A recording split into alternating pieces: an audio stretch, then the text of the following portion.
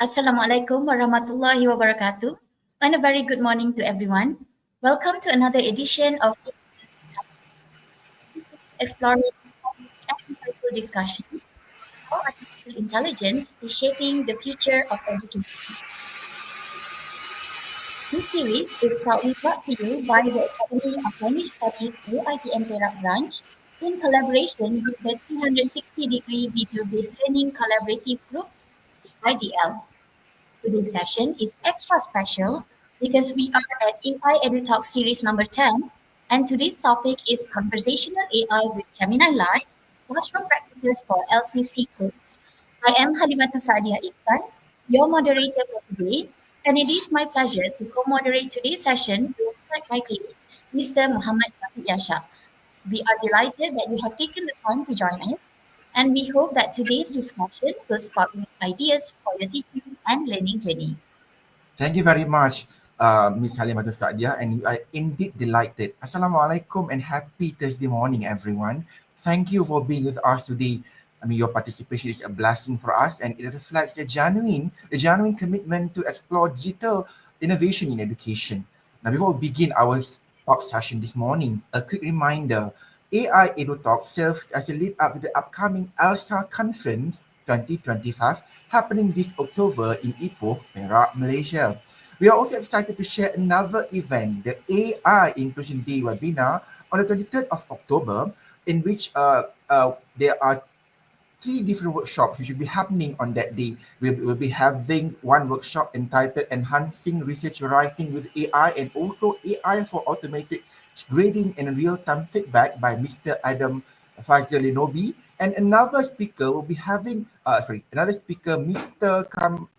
Kamsian Mir. He will be talking about integrating AI for effective classroom delivery. So this is indeed a valuable opportunity for you to learn more about AI education. And if you haven't registered for this course, there's still time, and we'd love to see you there. And of course, if we are streaming live right now on CIDL's Facebook page and YouTube channel. If you haven't already, please like, share, and subscribe for more enriching educational content.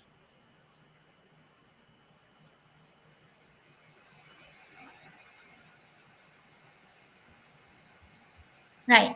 So in this session, we will explore how conversational AI tools like Gemini Live can be applied in classroom practices, specifically for LCC codes to enhance language learning and teaching effectiveness. AI-powered conversational tools are transforming how students interact with content, making learning more engaging, interactive, and personalized. Okay, and we are honored to have with us today a distinguished speaker who has made significant contributions to English language teaching, linguistics, and technology-enhanced learning in Malaysia. Now, our guest speaker is Dr. Warid Mihat, a senior lecturer at Universiti Teknologi Mara, Kelantan branch. So to share a little bit of a background, Dr. Warid's research interest has included ELT, which is English language teaching, linguistics, eye tracking, computer-assisted language learning CALL, and cognitive linguistics. He has published extensively, including studies on English language curriculum in Malaysian indigenous primary classroom and reading research through eye tracking. And not only that, but during the COVID-19 pandemic, he was also one of the face for Didik TV, a Ministry of Education initiative to support remote learning. And he's also actively involved in the Malaysian English Language Teaching Association, MELTA, further contributing to the advancement of English language teaching in Malaysia. So with his experience and also expertise, we are confident that today's session will offer valuable insights into how conversational AI, which is Gemini, Live, can be integrated into classroom practices, not only for LCC codes, but also language courses in general. So without further ado, please welcome Dr. Warid Mihat to share his knowledge on the topic.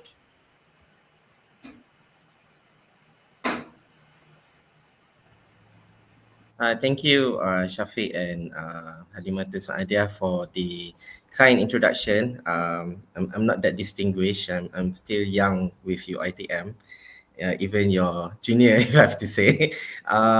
but it's a great honor to be here and share what I have been doing in the classroom with my student.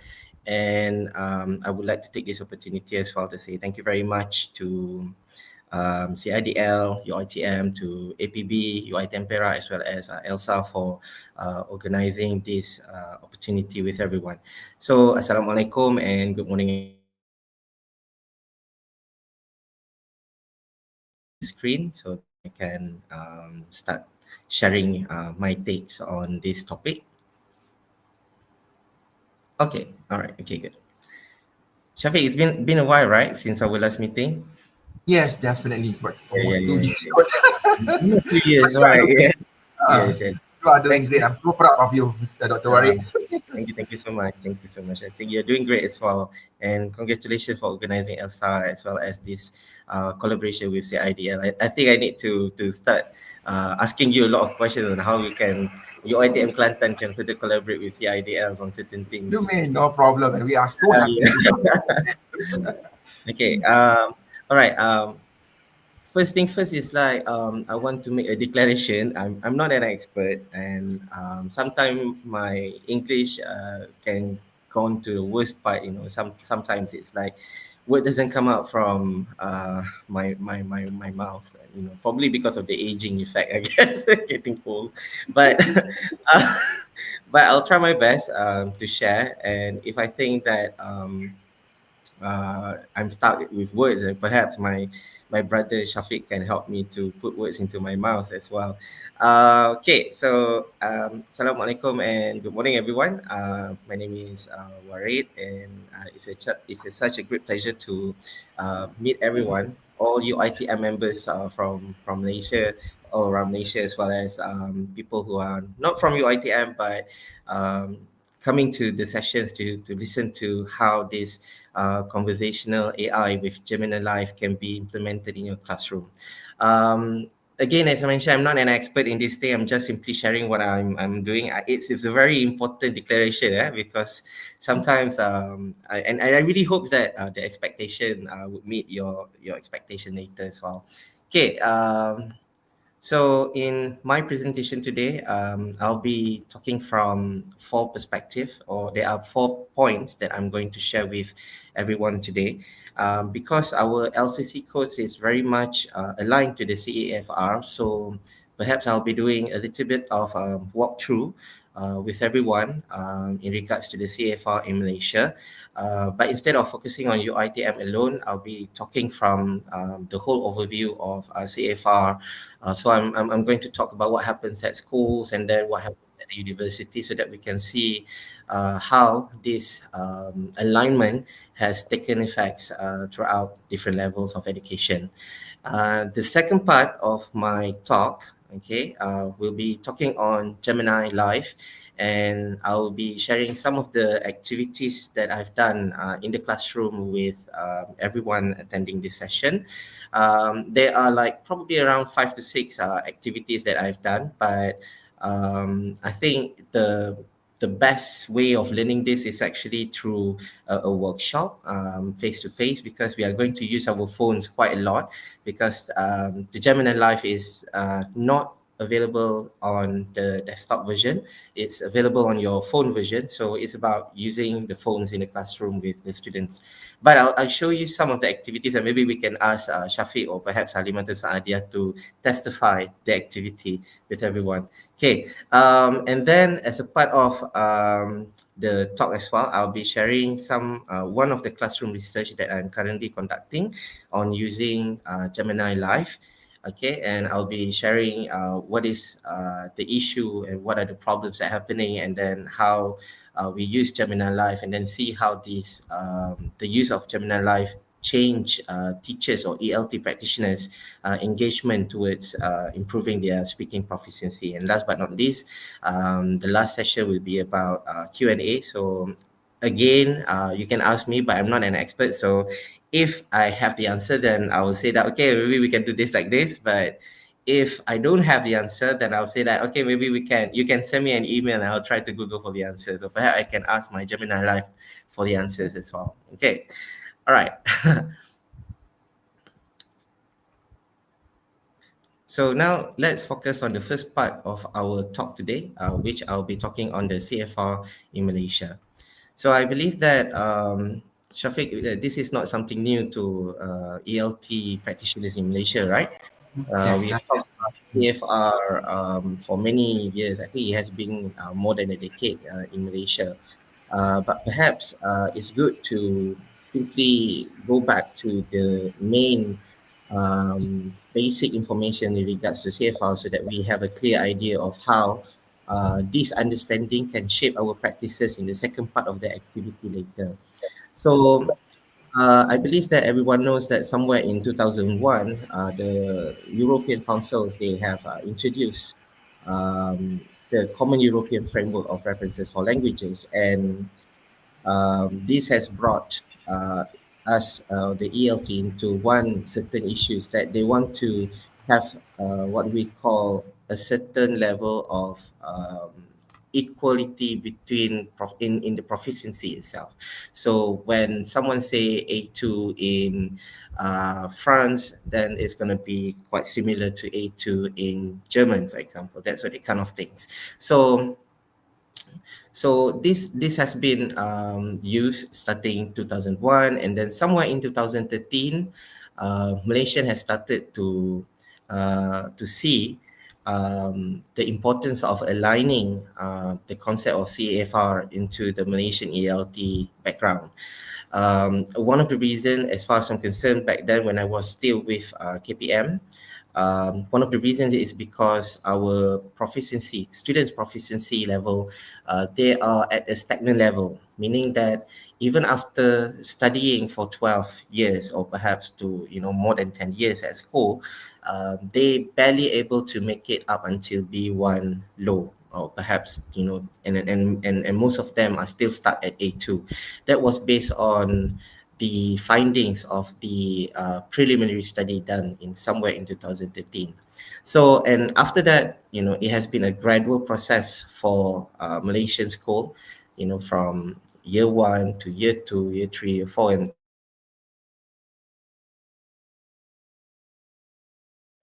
we have started to see university implement CFR syllabus into the curriculum as well, or to the syllabus. And I think UiTM has made a very huge decision in implementing or in aligning the English programs with the CFR. So when we talked about CFR, we have to understand that it's a change of view of the language itself. So we no longer see language from the perspective of four skills, because in the past when we talk about language, we talk about the language skills. We talk about reading, we talk about speaking, listening, and writing, which is still in talk at this particular point. However, if we are following CFR greatly, then we have to adapt it, and we have to bring the discussion to a different level where we have to see it from four language modes rather than four language skills. But rest assured, this language skill is embedded in the reception and production. So instead of saying four language skills, we should be saying four language modes. In the receptions, you have the listening as well as the reading, and then the productions, you have the speaking and writing. But apart from these two modes, you have another two important modes being introduced to you, which is interaction and mediation. Okay, and I believe this has been properly wrapped up by our policymakers at UiTM when they decided to align the LCC codes to the CFR. Now, it is also very important for us to further understand that in the CFR itself, there are three important components. We have the global scale, which provide a general descriptions of what students are capable doing at certain level, like A1, A2, B1, B2, C1, and C2. So in general, you have the global scale. So when people go, for example, when our students, A2 students, go to, perhaps in the UK, then the A2 level is similar to the A2 in the UK. So that is one thing. Okay, that's why the global scale is very important. Then we have the can-do descriptors. The can-do descriptors is very important in the sense it's the lesson objective that the students or the teachers will be picking up from the document and implement in the classroom. So this can-do descriptors is a more detail compared to the global scale, and it will provide you or the teachers especially the directions of what are we supposed to do in the classroom. Okay, and finally we have the illustrative scale. Illustrative scale refers to or it is a set of information, and this is a very important scale or informations for those who are at the level of making decisions, especially those who are in the, as the stakeholders who are designing the curriculum and etc. Because they will be taking from this part and this part A and part B, and putting it into together. So illustrative scale is an important information for those who are building up modules, for those who are building up the curriculum itself. Okay, now in the past we have a very, I would say, very vague ideas of what being proficient means. Okay, so for example, Halimatussaadiah, can I call you Halimatun or just Adia? Which one do you prefer? Just idea will do. Okay, so Adia, so if I ask you a question like what do you understand about proficient, so what is proficient to you? Proficiency, if let's say we look at CFR, we look at several things. For example, we do have the task fulfillment, and then we have the language and organization. So in terms of language organization, we look at how they are able to come up with certain kinds of production, spontaneity, and also whether they are able to have certain grasp in terms of their vocabulary and also language construction. So proficient users in that sense not only have to be able to use the language effectively, but also have the technical skills in terms of how they deliver the content. So that's my understanding. But correct me Good. if I'm wrong. Because our definitions of being proficient is embedded through the CAFR itself. But in the past, when people say advanced, when people say intermediate or beginner, what does it mean? Kan, in the past. So your advanced could be my intermediate. My intermediate could be your advanced. So that was the, what do we call, the hoo-ha that happens in the past when CFR was not around. Okay, I'm not saying that I am a pro towards CFR, so don't get me wrong by stating this. But what I'm trying to say is that we don't have a very clear idea of what is advanced, what is intermediate, and what is actually beginner, because we have a different scale. So when we say that someone's with advanced English proficiency, that particular level might not be enough for certain countries, and for certain countries they already have advanced, and for us it's could be the intermediate and the way around like that. But CFR brought in a very clear yardstick into defining what is being proficient, apart from using the A1, A2 up until C1, C2. But according to them, being proficient means that you can apply certain strategy at a certain level of competency in an activity. For example, in writing an email, right? You have to write an email to a formal email to someone. So what are the strategy that you are going to use in order to complete the task? And then competency, the competency itself is like, if it's a formal email, so what kind of tones, what kind of technical things that you'll be applying in that activity. And the activity is the activity itself, the writing for the formal email to someone. So that is what being considered as a proficient. It must have an activity, you must have a strategy, and you must show a certain level of competency. Okay, so this is one of implementation around the world, or perhaps in Malaysia.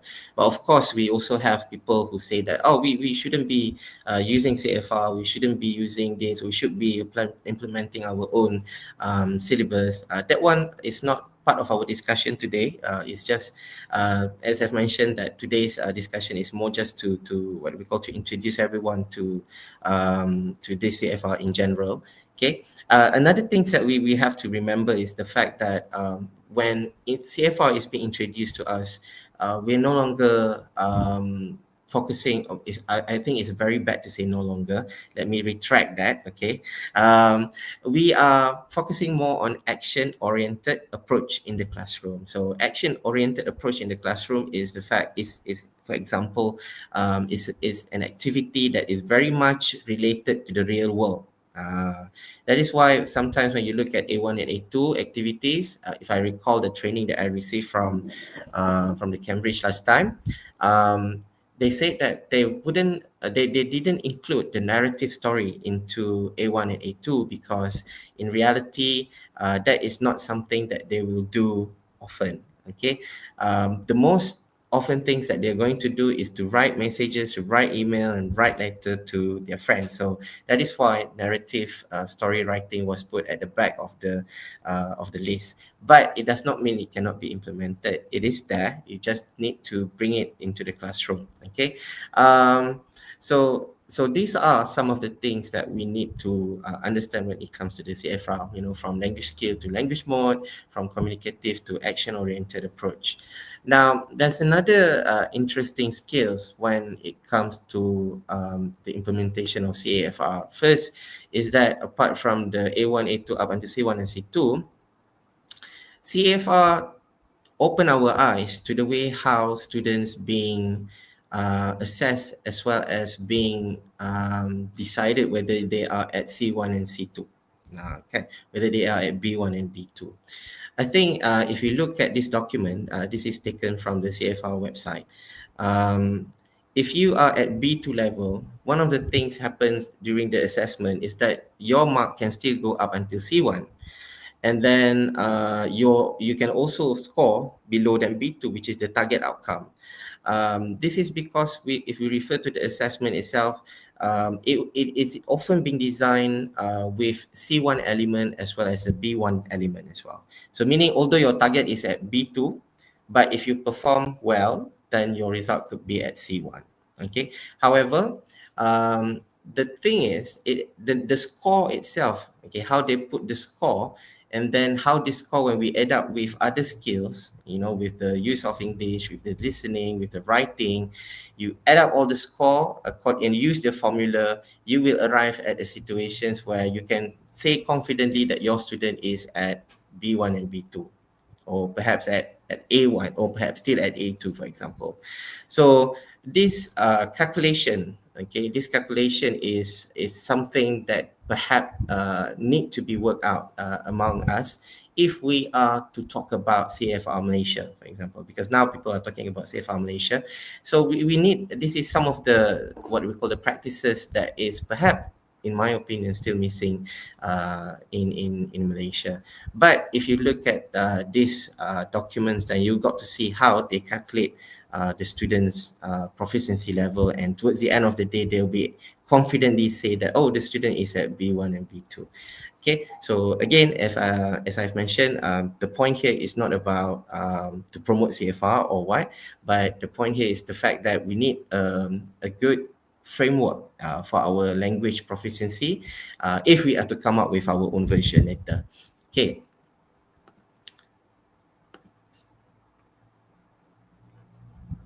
And if we had an overview of what is actually happening in Malaysia, is that if at the primary school level, so we have the pre-A1 up until A2 mid, and if we go to the secondary 2 level, so there's a continuation from A2 up until B2. And then when we go to the university, I'm simply talking based on the UiTM experience, as well as based on the LCC codes, 111 up until 113. So we go back to A2, and then we stop at B2. Okay, but I'm not saying that we simply stop at B2. Perhaps other LCC codes promote at C1 and C2 as well. Okay, so this is basically an overview of actually what is actually happening in the classroom, and from primary school to the secondary as well as to the UiTM level. Perhaps some of us might think that what's the difference between the secondary school level with the university level. Um, I'm perhaps I'm not at the the right person to say this, but if we look it at the proper way, then the primary and the secondary school level will be using the CEFR for schools, and the UiTM should be what do we call UiTM should be implementing the CFR general rather than the CFR for schools. So I think if we have a clear distinction between these these two types of CFR, then we are on the right track. But I think the most important thing is to understand that the topics for CFR for school is made or geared towards what I would say towards the students' social circle or the life circle, environment circle, and then for CFR general, especially the one that should be implemented at university, that would be a wider concept. Okay. Um, if we are to reflect on that, so by right, we are moving from concrete personal up until abstract critical. I think this is a very important understanding for everyone because later you are to design activities with students in the classroom. So this is our foundation. So we need to know that if our student is incapable of taking part in abstract or critical topics, then we have to bring it down to the social and global topic. Bring it down first and then slowly bring it back to the abstract and critical, because we try to develop. We are not trying to simply do a one-off activity to them. So we're trying to develop. If you refer to the standard Guru Malaysia, then we know that part of the ability that we need to have is to keep track of our student development. So use these informations like a concrete from I think our students wouldn't go to the concrete and personal. So far, my students, they have passed beyond an A2.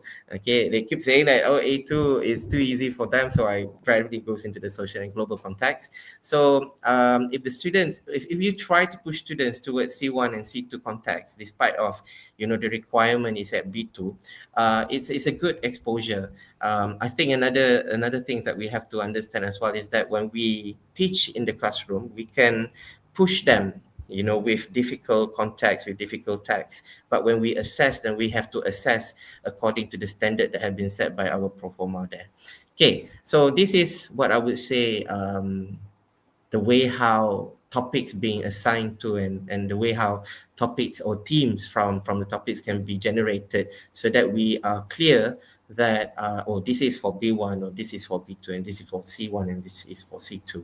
Okay, so I believe that I have somehow, okay, you can also later refer to my slides on what are the can-do statements for A1 up until C2.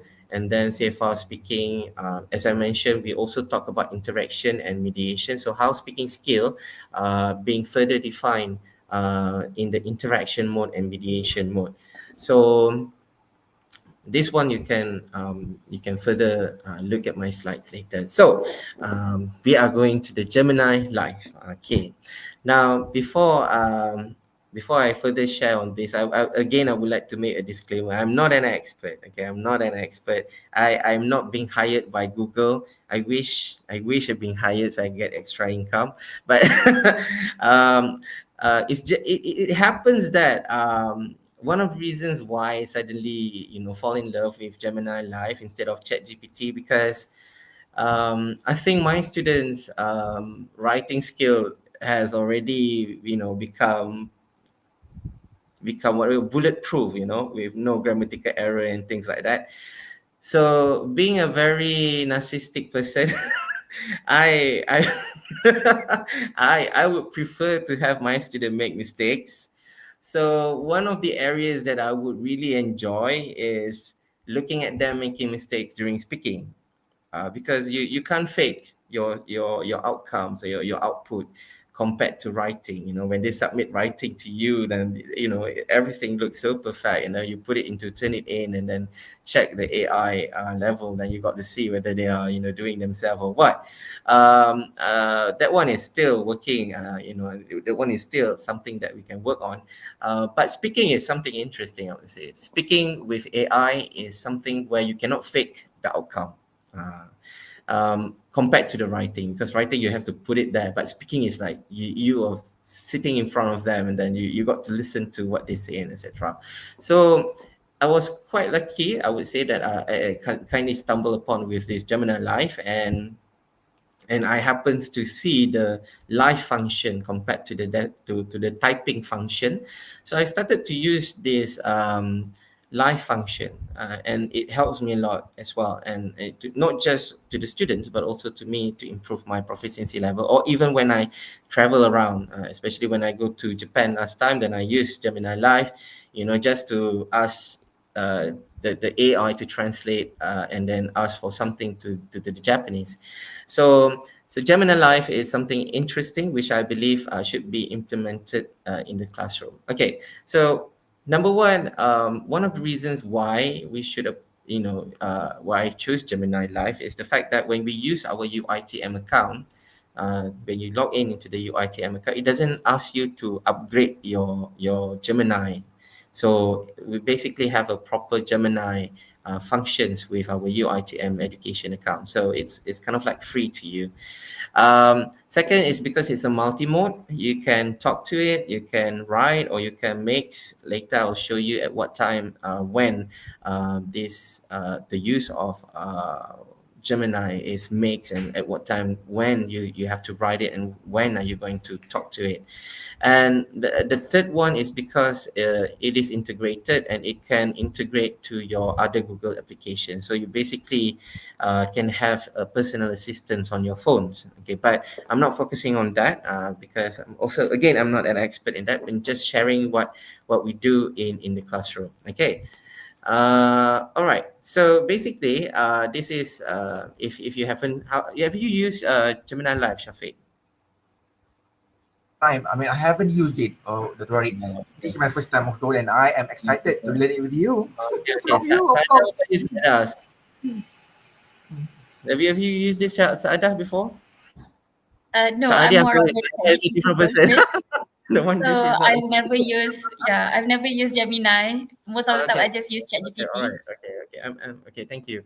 So at this particular point, I can claim I'm an expert lah. Okay.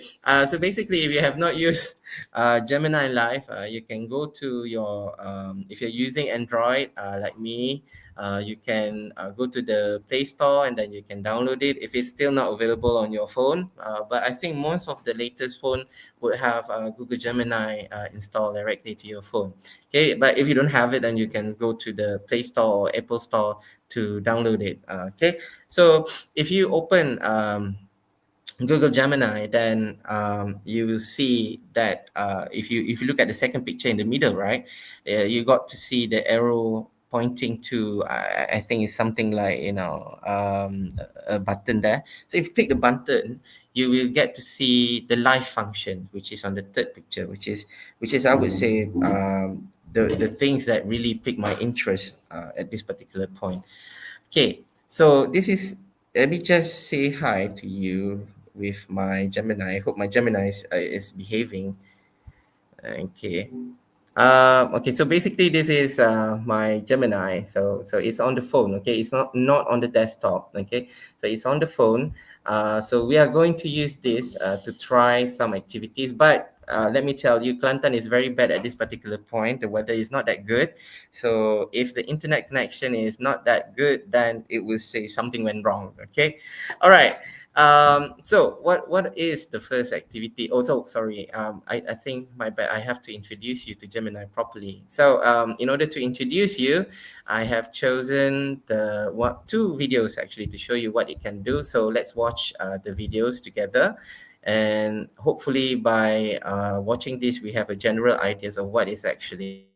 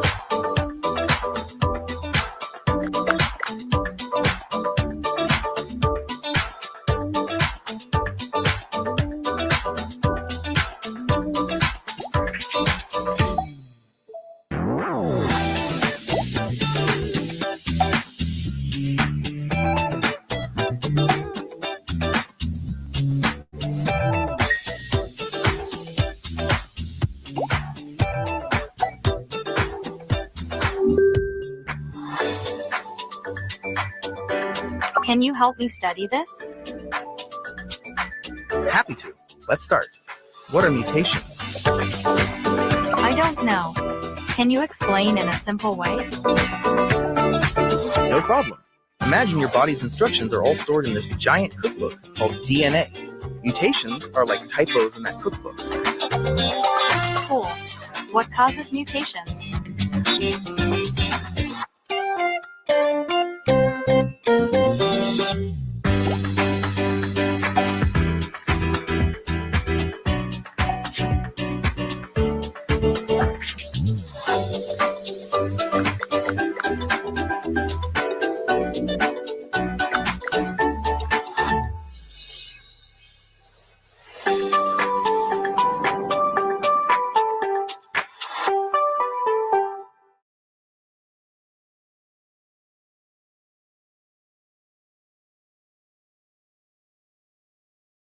Right. Another disclaimer here, I'm not working with Samsung. Uh, it's just that it's easier to watch, how, Google Gemini being used when it is being prepared by the maker himself. Okay.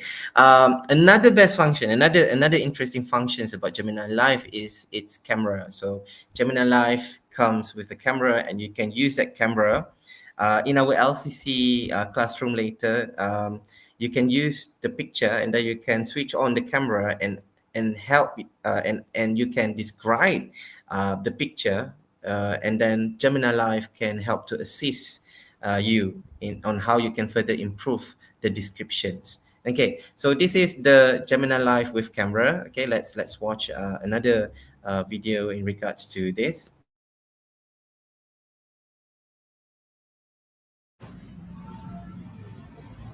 I'm so glad you're here, Pixel. Yeah, it's great to be on vacation together.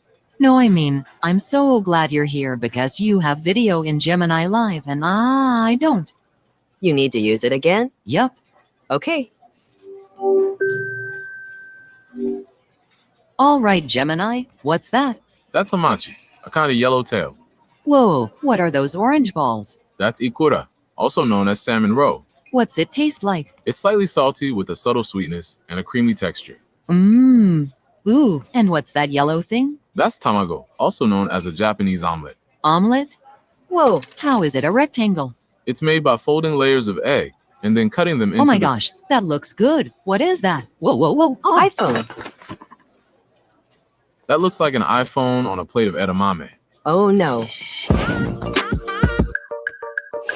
Oh, hi.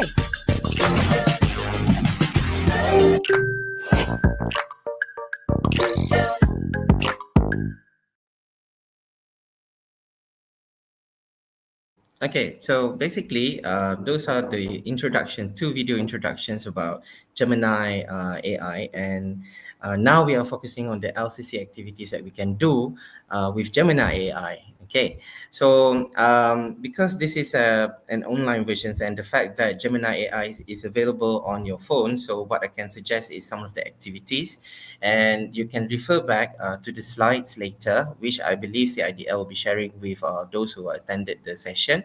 Some of the prompt that I've been using to help our students in doing the activity themselves. So this is one of the activities that my students really prefer to do in the classroom about pronunciation, but it's actually read, pronounce, and the AI or the Gemini AI will provide feedback which part of the the words that we have wrongly pronounced, and which part that we have weakly stress on, so our intonations and etc. Another thing that you have to remember is the fact that you can also set the voice of the Gemini AI as well. So if you prefer to sound a little bit, if you prefer AI to sound a little bit British, but I don't really like that sounds because it sounds so pitchy. If you prefer the British style, then you can set it at the British style. If you Asian like me, then we can go for the Asian style. Unfortunately, there is no Kelantan dialect style for English available yet, but maybe we can write an email to the Google and ask it to be included later. Okay, so pronunciation activities. Okay, pronunciation activities, if you click on the live function, you can prompt, and then it will provide you with a sentence, and then it will correct your pronunciation. I think you can give this a try if you have the what we call Gemini Live in your phones downloaded. So this is the prompt, and then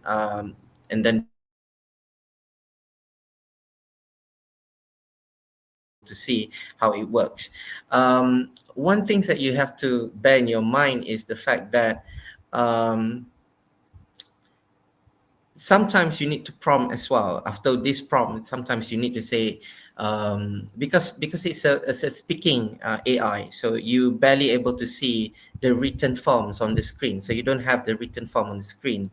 So there is some, but it's not as many as when you type the input into the writing part. So if you, for example, incapable of repeating the sentence, what you have to do is simply ask the AI to repeat the sentence for you. Then the AI will repeat the sentence. And if you are lucky, then you got to see the sentence on the screen a bit, because the screen for the writing part is only a small part of the screen, so you don't see the whole discussion. But of course, after the live, after you have completed the what we call the activity, you got to see the script when you go back to the normal function.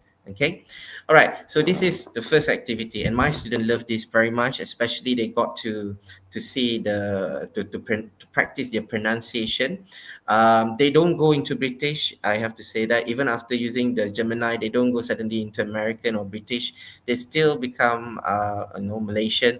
But the fact that they got the opportunity to practice speaking themselves, we are somehow increasing what do we call this, the practice time in the classroom, because if I am to reflect back on our situation on classroom setting, most of the time not everyone had the opportunity to speak in English, especially during presentation. For example, if it's done in group, right, there will be like only one or two people from the group members outshine the others, take all the what we call the time frames and etc.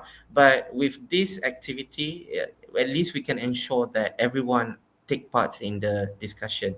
The only part that we have to be worried is when it comes to the internet connection, and when the students do not have proper telephones to use the Gemini Live. Okay, right. The second activity that I often also do is a daily conversation with the student. It's a free-flowing conversation, meaning that we ask Gemini that we want to practice B2 level English conversation. Another thing that perhaps everyone should also know, that in order to start the conversation, you have to prompt, "Hey Gemini." That is what we call the clue given to the AI that we are going to start our prompt. So you include the prompt, for example, let's practice B2 level English conversation. I'm ready to talk about new topic every day, so please act as a conversation partner, etc., etc. Also include at what are the goals of your today's conversation? What do you want to look at? You want to look at the fluency? Do you want to look at the B2 vocabulary? You want to express you want the Gemini to evaluate the way how you express your opinion and justification. And after that, after your prompt, then end your prompt with, let's begin our discussion. Then the Gemini will process the information prompt given you orally, and then it will start doing it according to what you say. But if you're doing this in the classroom, it's better to project this on the screen so that the students can read the prompt in the classroom. But when it comes to the topic, it's really up on you to decide on that. However, remember earlier on when we talk about CFR, there's three different topics or sections that we need to be aware of. If the students cannot talk about abstract topic, then try to bring them back to the global topic. Okay, and if you still see the students struggling to talk about daily conversation in that particular topic, then you can suggest something that is easier for the student to begin with. Okay, we have to acknowledge that despite of that our students come with different proficiency levels, and we have to attend to their needs. And again, as I mentioned when we talk about standard guru Malaysia, right, although I hope that is also being applied to the KPT, when it talks about the standard of teaching standard, one of them is about observing our students development.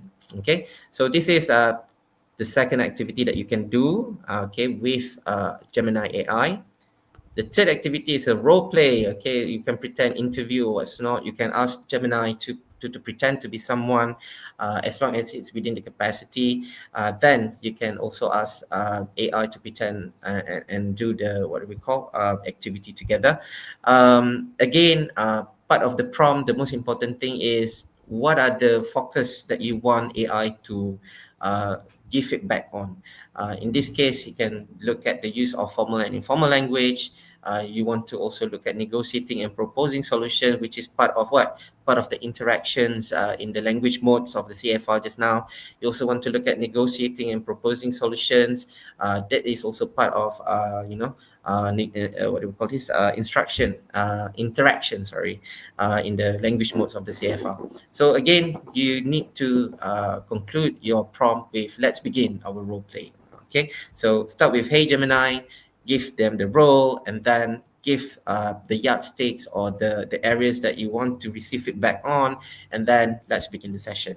Okay, but my students don't really like this one, because they said that sometimes when I think we have to acknowledge the part that the system is still developing, and perhaps this is only comes to to surface somewhere within this 1 year.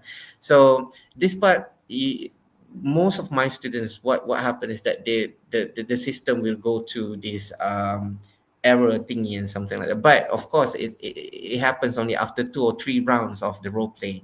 So the first part you can still use it. Next, describe a picture. Okay, this is where the camera function is being used. Okay, again, if you look on the screen, okay, you look on the screen on the second picture, there is a camera function there. Okay, so if you click on the camera, and you put the stimulus in front of you, the picture that you want the student to describe, okay, then the student can work with AI. Okay, so here is one of the functions that my student loves as well. So it's the same thing. Remember the second video that I showed you just now? That is the functions of the video functions of the AI itself. So in terms of the LCC classroom, you might want to find a suitable picture for them to describe. Remember the practices where they have to describe the pictures, etc., etc.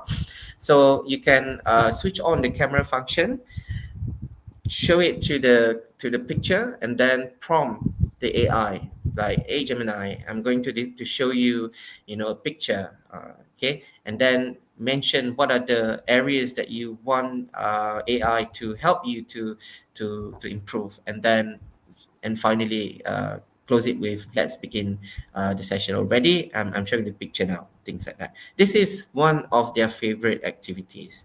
Of course, it's not going to be like the whole paragraph, but they what do we call this? They grab the vocabulary that they need. They grab the what do we call the sentence structure that they need in order for them to use to complete the task. However, I also wish to highlight here that it does not mean that this Gemini AI will provide with everything.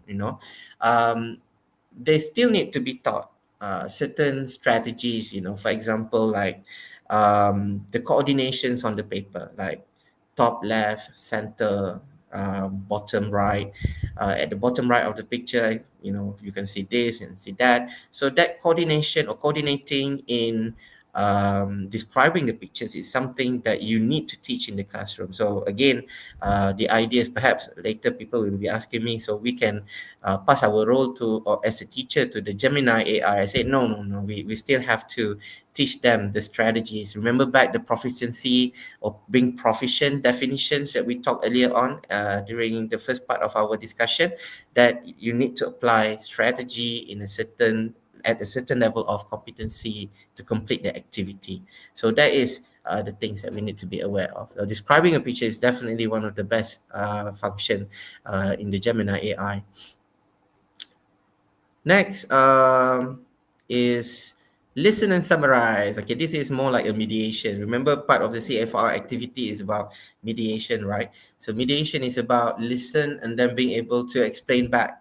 Okay, so this is one. It's a challenging activity for my student, but I love to push my students to do this. Listen and summarize. But yeah, you need to be after tweaking, playing with this for quite some time. So I think this problem is good. We start with a simple topic and then ask the Gemini AI not to come with a paragraph not more than 50 words.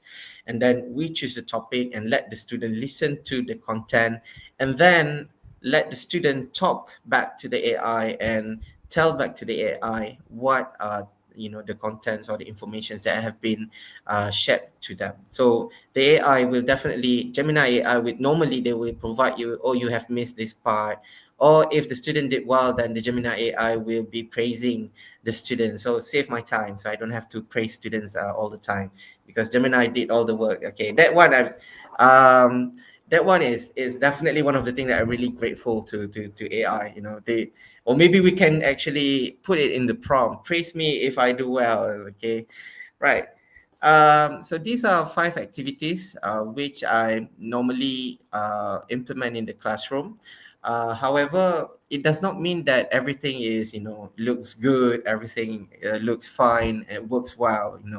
I have to acknowledge several things that Gemini can crash. If you look at the picture that I share with you, something went wrong. Okay, this is something that we really have to acknowledge, the fact that Gemini is still developing. Okay, the system is improving from time to time, so give it some time. Okay, but in future, I see this as a legit practices in the language classroom. Okay, second, break the task into a smaller unit. Okay, if let's say the students struggle to put the prompt into the system itself, then this is where our role as a facilitator comes in. We have to break the task into smaller units and help the students to be able to grasp this idea. This is where we want to, what we call, develop our students' agency, as well as our agency as a teacher in the classroom. Not simply just giving the information to the student, but also teaching them on how to learn. Okay. Another thing that we have to bear is that we have to mention the level of proficiency. Always start with easy and then gradually go to something that is more complicated. In your prompt, if you don't put the level of proficiency, then it would simply just give anything to you. Okay. Now, keep a portfolio in the Google Drive. Okay. Learning is important thing, and how we know they are learning something is by asking them to screenshot the conversation. This is the live version. The live version is that you don't have the written conversation on the screen, but after you have completed the live session and go back to the normal mode, you got to see the discussion between you and the AI. So those are the things that they have to screenshot and they have to put into the portfolio. It's a part of going back to it later on. Okay, all right, and then you can switch from conversational to written mode from time to time. Play with it, mix with it, because sometimes you need to have a look at the written mode as well. Okay, if let's say after you ask Gemini to repeat and then the repetitions wasn't really that helpful, that you might want to go back to the written mode to read it and then go back to the live mode. So going there, back and here is still needed. Don't forget to ask Gemini to repeat if you, for example, in the activity where you ask student to read and pronounce the words. Okay, sometimes the sentences are no longer on the screen, so ask Gemini to repeat. Okay, don't forget to ask Gemini to evaluate your answers. This can be done from time to time. Okay, not just during giving the prompt to the AI. So for example, if you have repeated and you repeat again the answers and then you want the AI to straight away evaluate you, you can prompt and ask Gemini to evaluate your answers. Okay, don't forget to also a B1, B2, or C1, C2 go about this thing. For example, last time we did something simple on introductions, like how would a C1 or C2 students taking exam in CAE, Cambridge Advanced English Test, introduce themselves. or answer this question. So Gemini give a response to that. Okay, and always remind students that they do not need to memorize answers given by Gemini. This is one of the things that I really that I found to be disturbing from time to time, that because student thinks that they have to memorize the whole script. I said, no, you don't have to do that. That is not the purpose of conversation. You simply just need to grab one or two words, so that your vocabulary repertoire increase from time to time. I think that's the point of using this. When, for example, when I speak to Syafiq's proficiency is, definitely higher than mine. So there are certain words that coming out from Syafiq's that I grab and then put it into my heart. I say, oh, this is a new word that I would like to practice next time. So it's the same thing with Gemini Live as well. You just simply want the student to grab, any new vocabulary, or perhaps vocabulary that is not yet registered as their, what do we call, their daily words. Okay, so we simply want that to take place. And perhaps sometimes another things that you have to be aware as well, that to ask Gemini to highlight or perhaps to suggest what are the words that I need to remember from this conversation, something like that. So basically, these are some of the practices that I do in the classroom. Again, I do not want to cream and coat it with strawberry jam. There are definitely some issues of using it, such as the internet connection, students' phones and everything. But mana ada lesson yang tak ada masalah, right? Everything, even a well-planned lesson at the beginning of the point can meet with a problem later. So I hope that this part is quite clear, and I hope that this would somehow give you an idea of how we can use Gemini Live in the phone with our student later. Okay, so basically I've talked on the Gemini Live. So I believe that let's bring our discussion to the classroom research, because part of our job is to keep doing research. Yay, publish paper. Yay, Scopus Q1, Q2. Okay, all right. So classroom research. This is another area which I believe I'm going to share after this. So classroom research, I'm sharing with you one of the things that I'm currently doing with ELT teachers in Kelantan. So the objective of this study was to look at the extent how conversational AI can be used to improve teachers' engagement in their speaking proficiency development. It is yet to take place at university level, but teachers at school, they have to prove that they are at C1 and C2. So they have been going to UPTIS tests, and then they have been going to MUET UPTIS, and then they go to the other different parts of tests that they had to sit, simply to get a certificate to prove that they are C1 or C2. Syafiq, did you affected with this policy before you joined UiTM? No, I did not. Oh, no, okay. Okay. So teachers at school, I think I was affected by this policy before I joined UiTM. So I had to go through UPTIS, and I had to go several UPTIS. And so some of them, they did not manage to get the C1 or C2, but they still start at B2 level, B2 high, which is actually quite good already, because you can converse. Like I myself, I would rate myself at B2 rather than C1, C2. You can converse, you can share your opinion, you can discuss with people in English confidently. So it's not going to be an issue. But because of the policy, you have to do what do we call to prove that you are at C1, C2. So this somehow has brought down their motivation. This has somehow, after several sitting, after you have sat for the test several times and you still have not pass or fulfill the requirements, then definitely it affects your motivations a bit, right? So our current study is trying to look at how Gemini Live can improve their engagement in speaking, and later on we try to map with their tests when they sit with UPTIS later. So this is the research methods of our study. Current study is a multiple case study. We have four participants involved in this, and all four of them have been in service for 15 years. They taught at primary school. They passed up tests definitely with B2 for speaking skill, B2 as a whole. But with this kind of proficiency level, they didn't pass the basic requirements set by the MOE. So we taught them, we suddenly raised the idea that, okay, maybe we can do something with the AI and speaking, and let's do this, on weekly basis for the next several weeks before they can, be independent in preparing themselves for the next round of exam. And at the same time, Gemini Live was also used because the Ministry of Education, they just like us, KPT, they also subscribe to a Google account, and their accounts, the Lima accounts, they allow access to the Gemini Live as well, a full functions, meaning that if they're using the emails provided by the MOE, they don't have to upgrade their Gemini, so they got a full access, just like how UiTM giving it to the lecturers.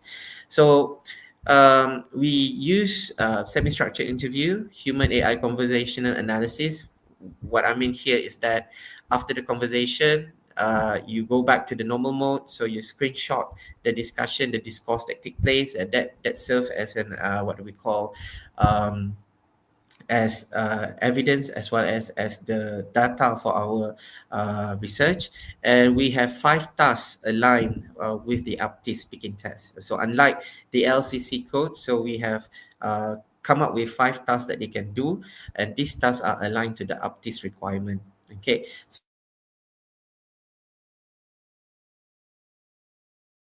It's moving from week 1 to week 2. So every week we have a interview session, and then we begin with the pre-training week, and then we have a dummy session week. Then we start with the activity 1. So by the time we start with the activity 1, they already had a clear idea of how Gemini Live can be used. And after each activity, we interview them, and we got to see their engagement level. Okay. Now, in order to map our discussion, we need a theoretical framework. And of course, this is something I also would like to advise everyone. When you write a paper, please make sure you have a theoretical framework to guide your discussion. Okay, your discussion shouldn't come from the sky and falling in suddenly like that. Okay, so have a theoretical framework to guide your discussion, and in this case we are using the engagement theory by Fredericks, 2004, where we look at the engagement from the perspective of behavioral, cognitive, and affective. However, as I mentioned in our discussion when I went to the JSET conference last time, I said that I'd argue that another part of AI is that we want to look at how they perceive AI. So we also want to look at the social cognitive factors in our engagement part. So if you look carefully on the screen, you got to see how I have in this study further defined behavioral. From what aspect are we looking at? From the pattern of use, task variety, task completion, depth of inquiry, critical thinking, and when it comes to the cognitive, and when it comes to affective, I'm looking from the perspective of emotional resilience and sense of achievement. And from the social cognitive perspective, I'm looking at from the perspective of whether you see AI as an AI, or do you see AI as a trainer? Do you put some human touch into the AI? Have you started to see AI as as a human giving you information? But I have to say, sometimes AI work better than our co-authors. Co-authors keep saying, I don't know this, I don't know to do that. So sometimes they functions better than human. But yeah, they're still AI. Okay. And then these are the what we call the engagement, or the theory, the parameter that I use in the study especially to guide the discussion later. Baik. Just to move forward and cut all these things. So after we have done all the requirements and look into it, 4 of them went back to sit for the aptis, and 2 came back successfully, gone to the C1. Another two didn't manage to go to the C1, but the level of motivation increased. That would be the whole observations that we get from this study. However, we do not want to claim that the AI itself is the solid method that they use to go to the C1 or C2. Of course, they have made a lot of efforts before we introduce them to a Gemini Live. So we want to identify, we want to acknowledge that part as well. And again, the challenges that I face or we face in completing this is the same like what I've mentioned earlier on at the end of the second part of the talk. You have to break down the big chunks of the task into mini bites so that it becomes meaningful to them, so the AI can process and take part in the conversation with you. Again, at the beginning of the session, the participant thought that they have to memorize the script given by the AI. I said, no, you don't have to memorize. You simply have to put things into your words and gradually improve it from time to time. And then again, you also have to develop your own materials, just like how we use AI camera. So you need to know the flow. Okay, you need to put the picture in front of you. Now you have to switch on the camera.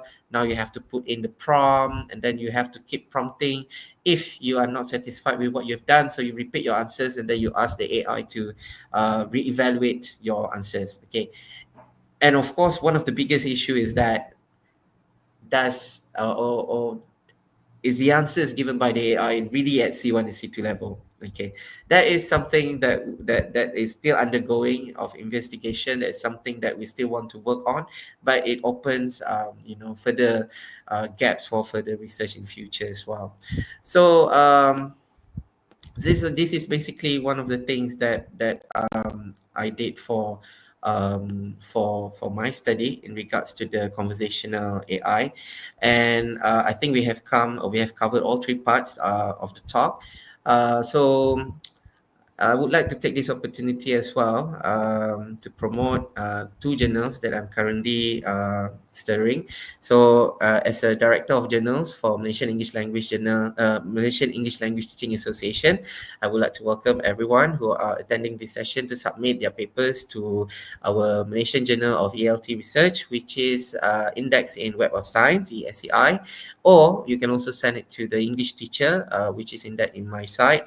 But the English teacher is currently under evaluations for Scopus Index. So hopefully by June next year, we would receive good news that our TT is indexed in Scopus. I mean, then naiklah saham I. Okay, all right. So basically, those are the things that I did in the classroom, and I believe that the sharings I've done, and hopefully that it would benefit everyone in bringing about changes into the classroom. Towards the end of the day, falsafah pendidikan kebangsaan cakap apa? We have to develop a student holistically. So I hope that this is one of our methods in making the falsafah or the national philosophy of education a true. Okay, so thank you very much once again to CIDL, to APB, UiTM Perak, as well as Elsa for this opportunity. And I think I'll pass it back to Mr. Syafiq and his partner to wrap up the whole session. All right, thank you very much, Dr. Warid, for that engaging and insightful presentation. I believe it is an eye-opening experience for me also, and I have learned a lot of new things this morning, and it is definitely fascinating. All right, we are opening our session for Q&A session, in which we are going to read a number of questions and also a number of views from our viewers, both in our Facebook and also YouTube channel. But I have one question first, Dr. Warid, with regard to AI actually. All right. One of the things that I think some of us are struggling is about the prompt writing. As we know that this kind of AI tools, they are prompt led. I mean, can you please share some tips on how we can enhance our prompt writing to make sure that it could be accurate? I mean, what should be included, what should be avoided, and also to enhance it so that it could be tailored to the need of our students, because we have diverse of needs of our students in our classroom. Your views on this, Dr. Warid, please. Okay, prompting is definitely challenging, not just for for the beginners, but also for the advanced users of AI. However, after a lot of trial and error with in the classroom, I would say that the most important thing is that your prompt itself has to make it very clear at what level is the level of proficiency, the topics that you would like to engage, the length of the topic, and then what areas that you want AI to provide feedback to you, and then ended it with let's begin. Okay. Another way of going around it is by asking AI itself. For example, I use this thing quite a lot. Okay, I want to do this activity. I want to make sure that my students are at this level.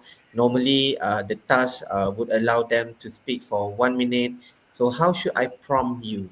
So they will give you some prompt, but of course we have to use our general knowledge as well. For example, by making sure that what we characterize the AI. For example, if you're doing role play, you have to put AI into character. Right? Sometimes it works, sometimes it doesn't work. Yeah. Just like your child. Sometimes you ask them to do this, they do something else. Okay, but sometimes it works. When it works, we are very thankful to that. When it's not working, then just take a deep breath and then try to move on with another activity, or just try to make use of that what do we call that situation to benefit as a whole. Yeah. All right, all right. Thank you very much for the explanation, the tips, Dr. Warid. Okay, I'll be reading another question from our chat box. All right, but this is a question from our own CIDL here. Dr. What was your first impression when you tried using Gemini Live for teaching? Did it surprise you in any way? Okay, I'm trying to. Okay. What was your first impression when you tried using Gemini Live for teaching? Did it surprise you in any way? Yeah, definitely. Especially the camera function. I was looking at how I can teach my students on describing the pictures. Because LCC I think 112, they have a task where they have to describe a picture.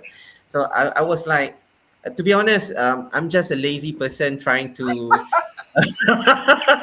trying to No, make you are not lazy. You are it. Definitely. I'm not going to yeah, I'm put a you lazy lazy person. Yeah. like So you.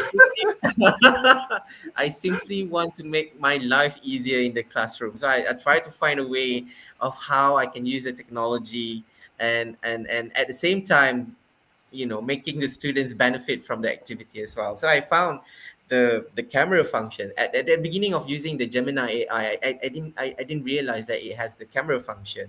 So when I found the camera function, I was like, oh yeah, this is great.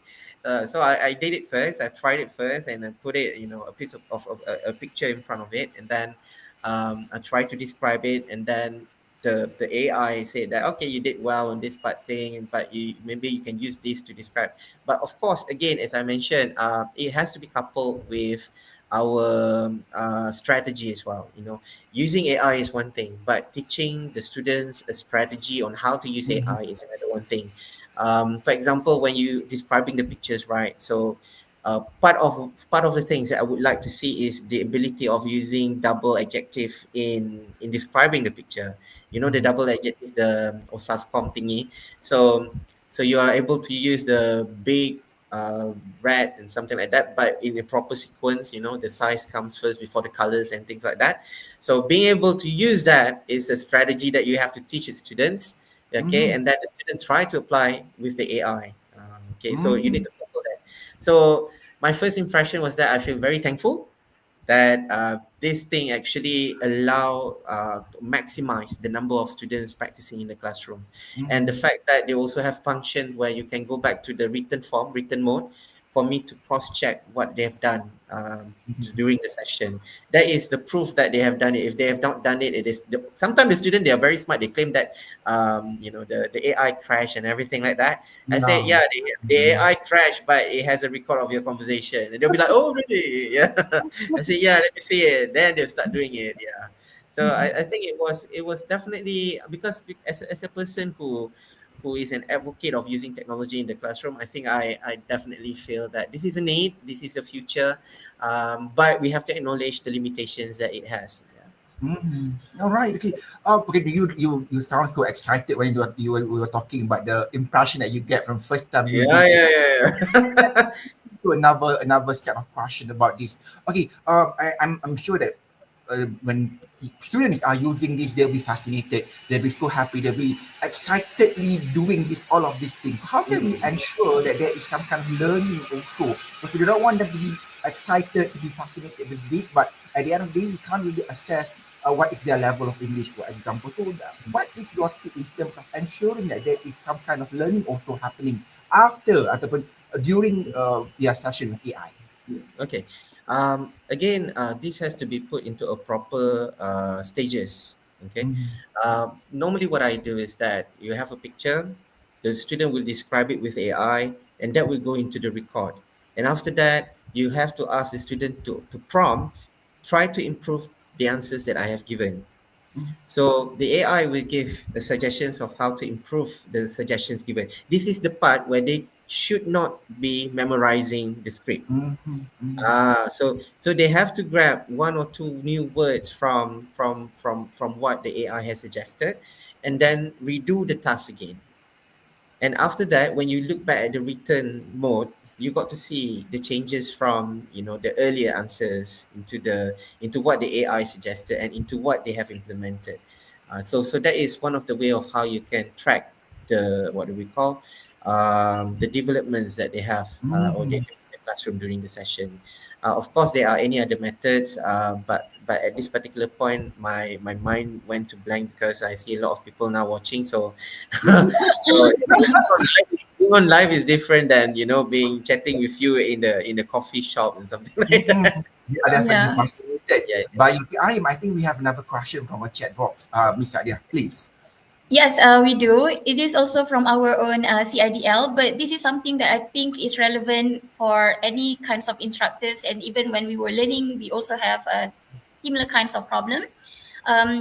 Basically, in Malaysia, I feel like our language proficiency in terms of English as a second language is quite high, right? And that comes with certain kinds of impression and also expectations by others. So I feel like a lot of students, when I talk to them, they say that they don't want to speak English because they are afraid of making mistakes. So they don't want to be judged. And then, for some people who actually speak English in their daily life, even when they come to campus, they will switch to other languages because they don't want to be judged. So do you think that using Gemini Live can actually help shy or less confident students to participate more in class Okay, good. and, ultimately improve in their proficiency? I think this is a very good question. Remember the study that I shared with you just now. Part of the reasons why we introduced the Gemini Live is because they don't have speaking partner, and if they have a speaking partner at school, they feel intimidated by the teacher. Okay, so one of the areas that we investigated was their motivation to speak in the public later. So the Gemini AI, according to them, is an application that when they communicate with AI, they feel that they are not being judged. So it doesn't matter whether they make mistakes or not. And the fact that they view the feedback given by the AI positively compared to when, for example, let's say Syafiq gave me some comments towards some of the words that I use or some of the structures that I use, I might be a little bit offended or something like that. But with AI, this will be like, oh, it's an AI, it's not a human. So whatever feedback is given by these students, by this AI, it feels developing. Okay, but when it comes to changing their perceptions of speaking in the public, it is still not conclusive because remember, out of four teachers involved, two actually managed to get C1 and C2. Because they have gone to C1 and C2, they feel more confident with their proficiency. So yeah, in a way it helps. In a way it helps. Okay. So maybe perhaps if we have a clearer way of labeling, not labeling, we have a way of scoring the student kan, to our LCC modes. But if we have a clear yardsticks later, for example, okay, students have score like this, so what is their proficiency level at that particular time? If we have a clear method of doing that, then we can show to the student, okay, you have passed this stage, this is your score, and this is your proficiency level. Maybe the perceptions would change a bit, just like what happened to the teacher. When the teacher feel that they have gone to the C1, and then they feel confident, they feel more confidence, then they'll be more open to speak in public and doesn't, feel a little bit open with corrections given by their friends. Alright. So I believe that you have actually conducted some of these sessions in class with your LCC students. Yeah. What are some of the feedbacks that you think are quite noteworthy to share with all of us, so that maybe when we have this in our class, maybe we can actually maneuver around some of the challenges that you have faced? Mm. I think the challenging part on this of using AI in the classroom, especially the conversational mode AI, is the fact that they try to memorize. They try to recall, to memorize the whole script and then give it back to you, just like how they copy and paste from the written part and put it into the paper, right?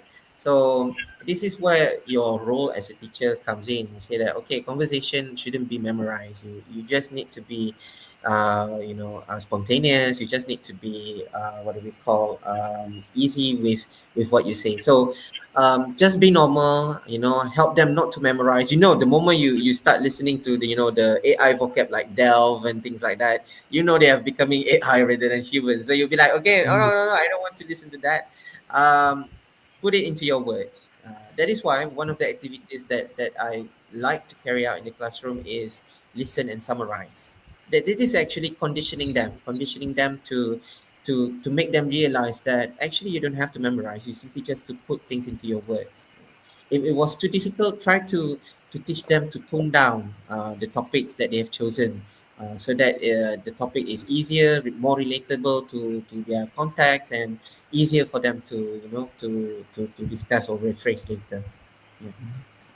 Right, I believe there's also answered the question by Miss Fadlina Arshad over there, because she was also asking about, could you please share the most memorable feedback from the student when using Gemini Live in your LCC class, and may I know which The LCC specifically as well, huh? the most memorable feedback was not in terms of words, but their facial expression was like, Ah, oh, yeah, the O in the classroom sounds. What does it mean? It means that learning mm, is taking place. Yeah, yeah, good. Okay, yeah. just now, okay, one more question from me, because as we are waiting for more question in our chat box, can worry, Dr. Warid. Don't worry. Uh, Just now you were describing about activity, about describing a picture in which basically if you are doing that kind of activity, can the Gemini AI will be the teacher. So, yes, you're talking about there is less need for you to praise the student, oh, etc, yeah, etc, yeah. kan? But how Don't do you don't. see Yeah. my question would be, how do you see Mm. our role as a teacher, our role as a lecturer evolve with all of these AI tools that students can use, and they might not be needing us anymore in future. So how do you think our role as a teacher evolves in this process? Um, you know,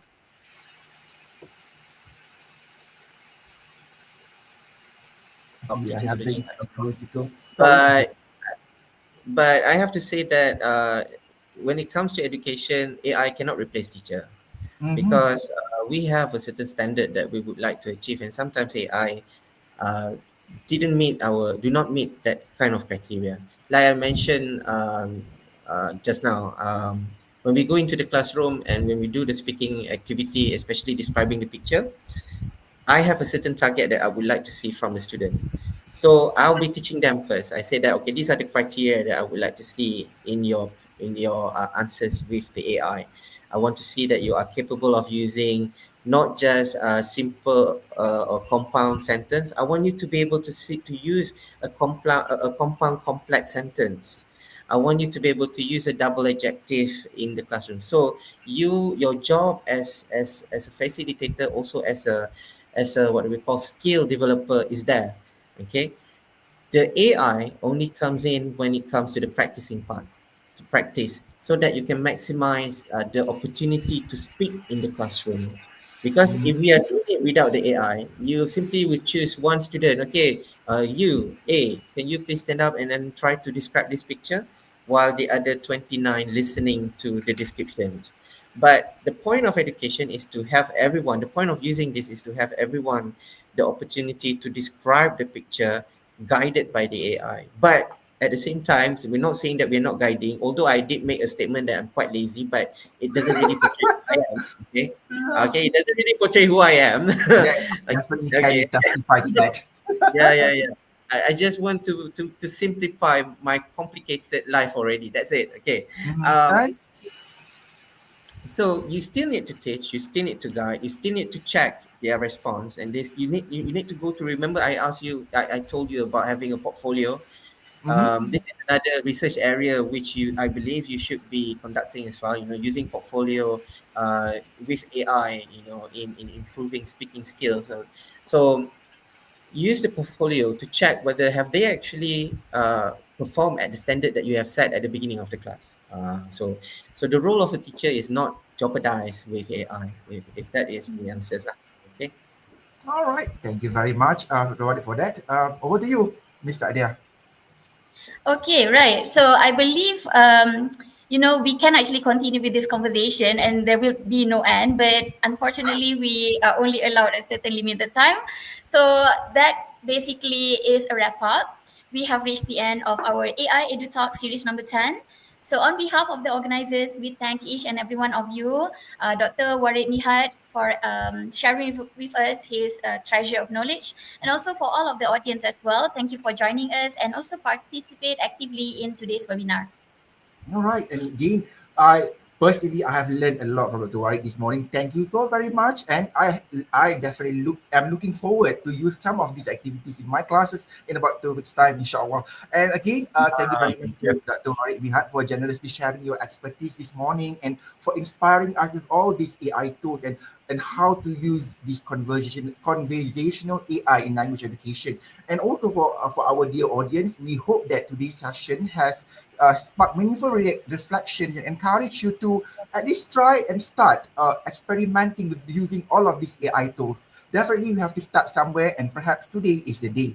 All right, as a reminder, everyone, registration for the AI Inclusion Day webinar is still open, and seats are filling up pretty quickly, so don't wait too long. Right, as you can see on our screen right now, we have 3 different workshops from 2 distinguished speakers, and this workshop will be happening on the 23rd of October 2025 online. All right. Okay, and don't forget to join us for our next AI EduTalk episode, which is going to happen on the 23rd of September. This time we are bringing in a speaker from the university from Indonesia. So maybe if you're interested to learn more, please join us because this is free on CIDL YouTube channel and also on Facebook Live. And I feel like that is essentially the end of our session. If there were any minor glitches that happened throughout the whole session, we really apologize for those. And also we thank you for your patience. For UiTM staff, you can actually look at the comment and then you can click on the attendance link in the chat box to record your participation. All right.